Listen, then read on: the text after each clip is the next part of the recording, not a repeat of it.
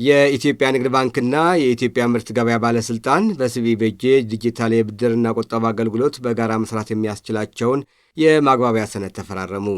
የኢትዮጵያ ንግድ ባንክ ማዕከላዊ ሪጅን ምክትል ፕሬዚደንት አቶ ሙሉነህ ለማና የኢትዮጵያ ምርት ገበያ ባለስልጣን ዋና ስራ አስፈጻሚ አቶ መርጊያ ባይሳ የማግባቢያ ሰነዱን ፈርመዋል።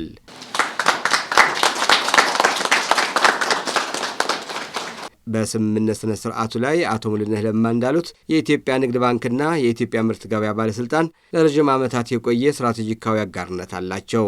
ይህ ስምምነትም ግንኙነቱን ወደ ላቀ ደረጃ የሚያደርስና የኢትዮጵያ ንግድ ባንክ ለሁሉም ቤቱ ድረስ እየገባ መሆኑን ማሳያ ነው ብለዋል።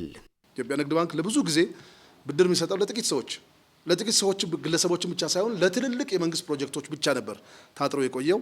አሁን ግን እያንዳንዱን ቤት ማንኳኳት አለብኝ በሚል የተቀረጸ ስትራቴጂ ነው። በዚህ በቀጣይ 5 ዓመት በያዝነው ስትራቴጂ ውስጥ በትልቁ የእያንዳንዱ ዜጋ ከኢትዮጵያ ንግድ ባንክ ጋር በቁጠባ እንደተሳሰረ ሁሉ አሁን ከዚህ በኋላ በፋይናንስ እንደተሳሰረ ነው ምኞታችንም ፍላጎታችንና ይህን ከማድረግ አንጻር ፈርቀዳጅ ነው ብለን ነው የምናምነው።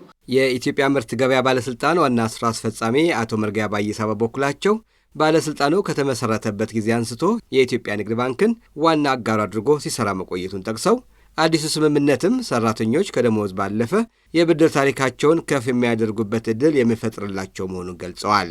ሰራተኞቻችን ደሞዝ ከመቀበል አልፎ ደግሞ የክሬዲት ሂስትሪያቸውን ሊያስመዘግቡበት የሚችሉትን አዲስ የዚህ የሲቢ በጄ ኢኒሼቲቭን ተጠቅሞ ወደፊት ጊዜያዊ ችግራቸውን የሚፈቱበት በቀጣይነት ደግሞ ከባንኩ አሰራር ጋር እየተላመዱ የሚሄዱበትን ስርዓት የሚዘረጋ ትልቅ ኢኒሼቲቭ ነው ብለን ነው የምንወስደው።